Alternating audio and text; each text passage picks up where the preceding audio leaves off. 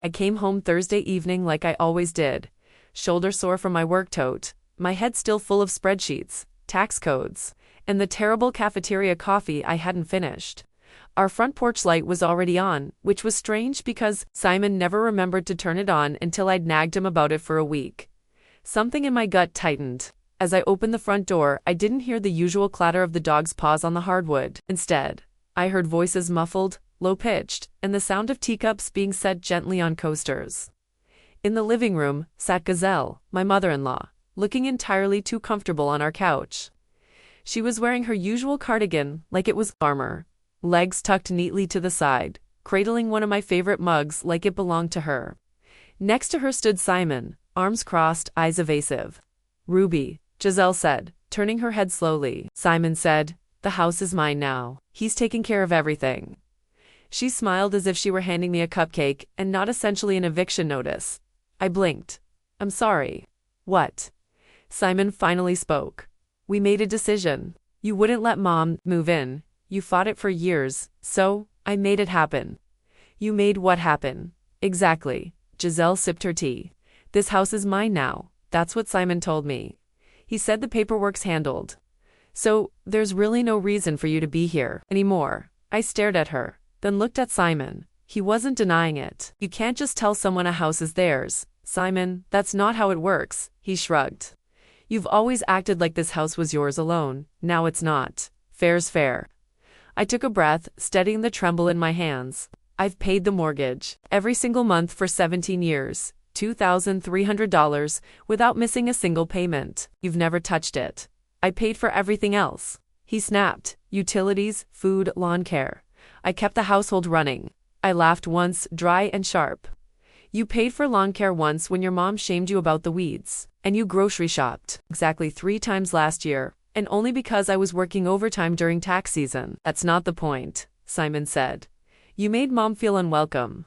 This house was always supposed to be shared with her after Dad passed. You knew that." "No, you decided that." I never agreed.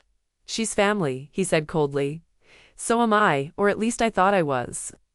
Giselle set her mug down with a gentle clink. "Look, Ruby, let's not turn this into a big thing. Just start packing. You can stay with a friend for now. You're independent, right?" I stared at her. "You're really this confident?" She lifted a brow. "Simon promised me I'd be taken care of. He said the house is settled. Honestly, you should be grateful we didn't just change the locks." I looked around the living room. The couch I picked out on clearance. The rug my mom helped me move in. The side table I assembled while Simon pretended to be too tired. My throat tightened, but not from grief, from rage. "This house has always been mine," I said quietly. Simon rolled his eyes. "You think just because you paid the mortgage, it gives you all the power?" "Yes," I said. "That's literally how it works." He stepped toward me. "You refused to compromise for years. You acted like everything was yours. Your job, your space, your money. Because I was the only one contributing anything consistently." His voice rose. "I gave you my life. I gave you time, Ruby, energy, support. You gave me dirty laundry, condescension, and a mother who never liked me." Giselle scoffed. "Maybe if you were a bit more warm." "Oh, you mean obedient." Simon turned away, rubbing his temples. "You're making this ugly." I straightened my shoulders. "No, I'm making it clear. You think I'm going to roll over just because you say so? You can't stop it," Giselle said, rising from the couch. "It's already in motion." "Then let it roll," I said. "But I won't be here to cushion the crash." I walked upstairs, each step echoing like a countdown. In the bedroom, I pulled out my old travel suitcase. I didn't cry. I didn't scream. I folded a few days' worth of clothes, packed my toiletries, charger, laptop, and left everything else. Jewelry, decor, my favorite blanket. All of it stayed. Let them live with the weight of it. When I came back downstairs, Simon was near the door. Giselle was already moving things around the living room. Adjusting the throw pillows like this was already her domain. "You're really going?" Simon asked, voice softening. I looked him in the eye. "You're sure you want me to?" His jaw flexed. "You're the one leaving." "No," I said. "You kicked me out." He looked away. "This will be better in the long run." "For who?" He didn't answer. "I have one question," I said. "Did you ever read the mortgage agreement?" Simon looked confused. "What does that have to do with anything?" I smiled tight. "Cool, knowing exactly." Giselle called after me as I walked out the door. Don't take anything that doesn't belong to you. I paused just long enough to reply. Don't worry, I'm only taking what's mine. She didn't realize how literal I was being. That night, I checked into a modest hotel downtown. Nothing fancy. Queen bed, cheap curtains, water-stained ceiling, but it was clean and quiet. I ordered takeout and sat on the bed in silence. Then I pulled out the folder I'd kept at the back of my work tote for over a year. Inside, mortgage statements, closing documents, tax records, all bearing one name, mine. I'd seen this coming long ago. Simon's resentment, Giselle's creeping presence, the little remarks that turned into expectations. The moment Simon refused to sign the mortgage years ago, too afraid of commitment, I made a decision. I'd shoulder the debt, but I'd also own everything it built. I took out my phone, found Brad's number, and hit record. Hey Brad, it's Ruby. I need your help. It's about the house. I've been patient long enough. Then I sent it and turned off the lamp. For the first time in 17 years, I slept without checking the balance in my account, or wondering what new demands Simon would make tomorrow. I slept like someone who had all the leverage and none of the guilt. The next morning, I woke up in the hotel before my alarm. No headaches, no chest tension, no Simon. For the first time in years, I didn't feel like I had to brace for the day. I sat in bed for a few minutes, staring at the ceiling, and allowed myself to breathe. Then I got up, got dressed, and took my folder of documents down to the little hotel cafe. Black coffee, quiet corner, and a plan. At 8:02 a.m., Brad texted me back. Let's talk this morning, come by the office. Brad Kincaid and I went to high school together. He used to cheat off me in AP history and called me Ruthless Ruby when I was the only one who corrected a teacher's tax math on a quiz. Now he ran one of the largest real estate brokerages in the county. I walked into his office building 20 minutes later with my folder tucked under my arm. The receptionist recognized me and waved me right in. Brad stood when I entered. Same messy brown hair, same slightly crooked smile, but now in a tailored jacket and with real weight behind his handshake. Ruby Hastings, he grinned. Been a long time, too long, I said, sliding into the seat across from him. He glanced down at the folder in my lap.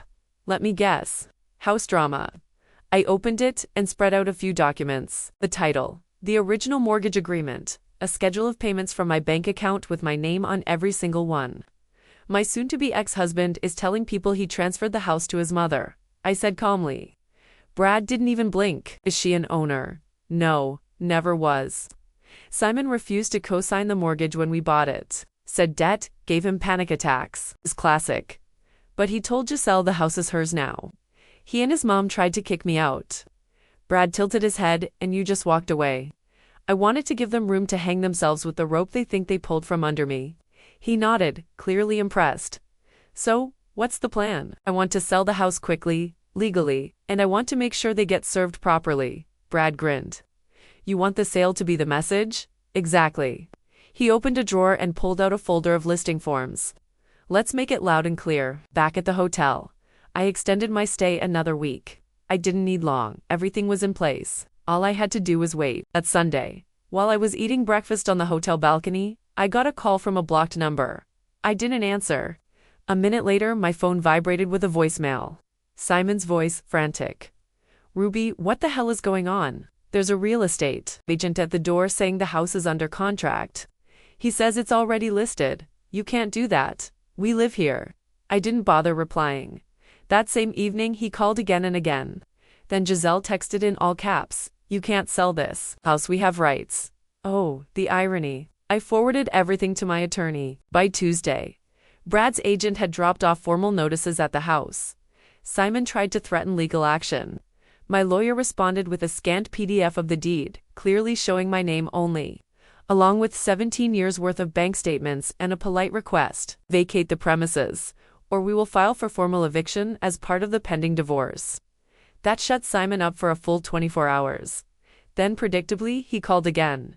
This time I answered. Ruby, please, he said, his voice lower. Do this. I already did, I replied. I just haven't told you everything yet.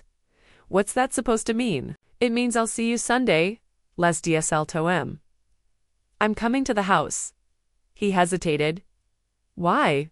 To return what's yours? And what's that? For consequences. Sunday morning was cloudy, still and heavy. I arrived at 9:59 with 2 copies of everything. The sale contract, the title deed, the printouts of payment schedules, and the receipts for home maintenance. Giselle had always claimed she paid for, but I actually had. The door opened before I even knocked. Simon stood in the hallway in sweatpants and a t-shirt, looking like he hadn't slept in days. Behind him, Giselle sat in the armchair by the fireplace, with her arms folded tightly, a mug of coffee trembling in her lap. "What is this?" she barked as I stepped inside. "I told you," I said calmly. "I'm here to clear things up." I placed the stack of documents on the dining table and pulled out a highlighted copy of the title. "Let's start with this. This says, 'I am the sole owner of the house.'" Simon looked down at the document, pale. "But I thought, you thought wrong," I cut in. "You refused to co-sign the mortgage 17 years ago because you didn't want to be tied down. So, I took it all on myself. And every payment, $2,300 a month, came from my account. That doesn't give you the right to sell it." "It gives me exactly that right," I replied. Giselle stood now, her voice rising.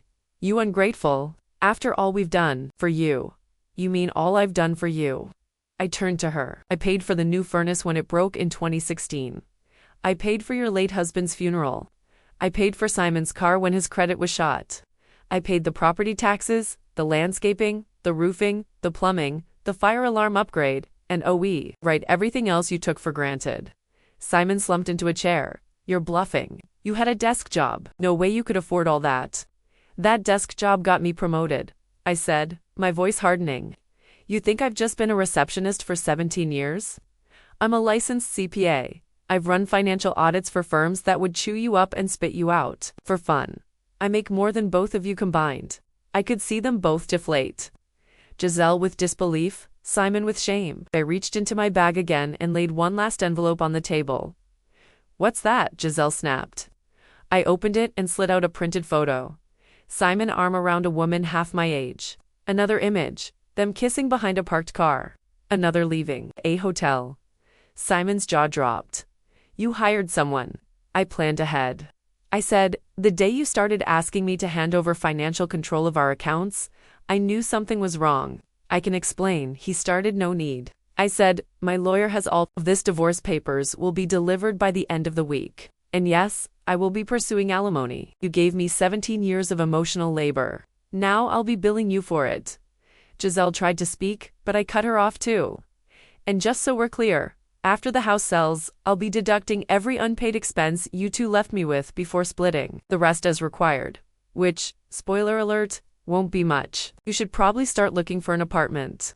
"You heartless," she started, but Simon just buried his face in his hands. I stood and looked around the room one last time. "You kicked me out of my own house," I said softly. "Now I'm returning the favor." I walked out before they could say another word. That night, back in my hotel room, I called Brad. "It's done," I said. "How'd they take it? Like amateurs?" I could hear him smile through the phone. "We'll close fast. You'll have cash in hand within a month." Perfect. And for the first time since I signed that mortgage nearly 2 decades ago, I felt like this house and this life were finally mine to leave. 2 weeks after the showdown at the house, the sale officially closed. Brad called to confirm the wire transfer, while I sat at a sunny cafe with my laptop open. The amount was more than I expected, even after taxes, even after legal fees. I closed the laptop, sipped my coffee, and allowed myself a rare, unfiltered smile. The house was gone, sold legally, cleanly, and every cent had gone through me. I hadn't returned since that last confrontation. I didn't need to. My lawyer coordinated the closing and the handoff of the keys. A moving company retrieved the remaining items I wanted. Everything else I left behind on purpose. A silent offering to Simon and Giselle.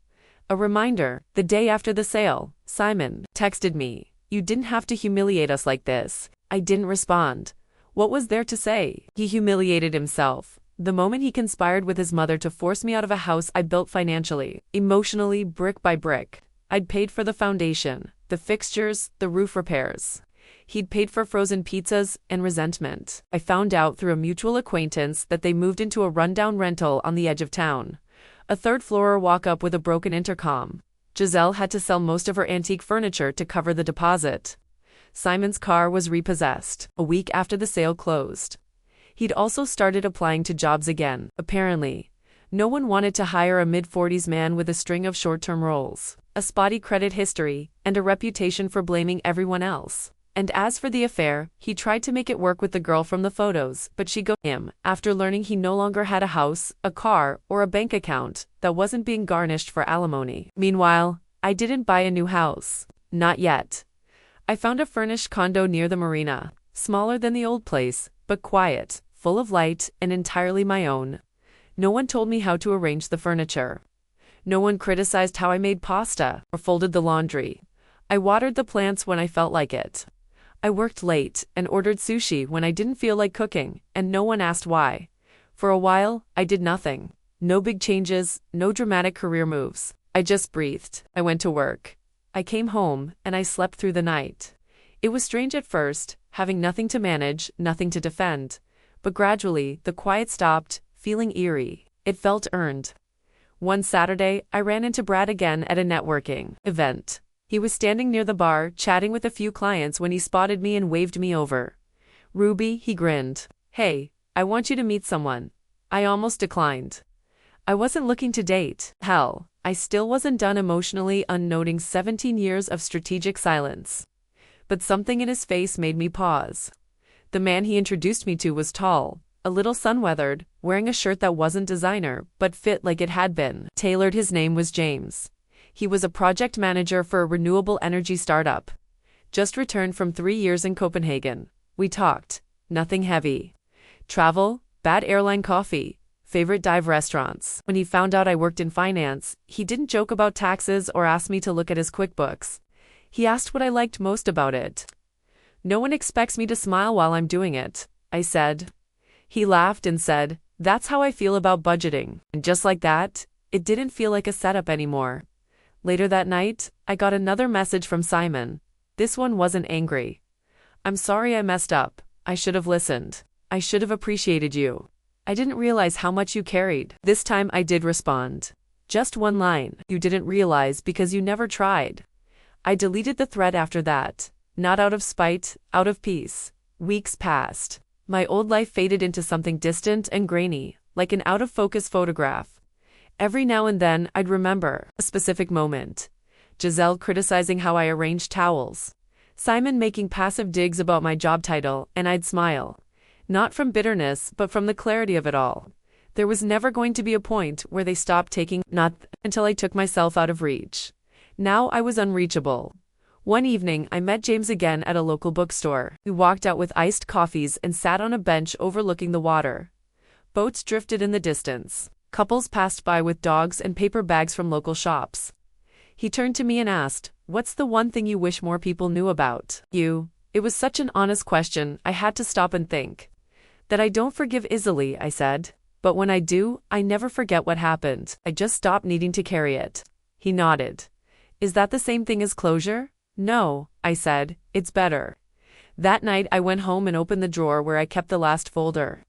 Documents, photos, notes I'd once planned to use in court, but never needed. I flipped through them one more time, then fed them into my paper shredder. Sheet by sheet, not because I wanted to forget, but because I no longer needed proof. I knew what I'd survived, and more importantly, I knew who I'd become.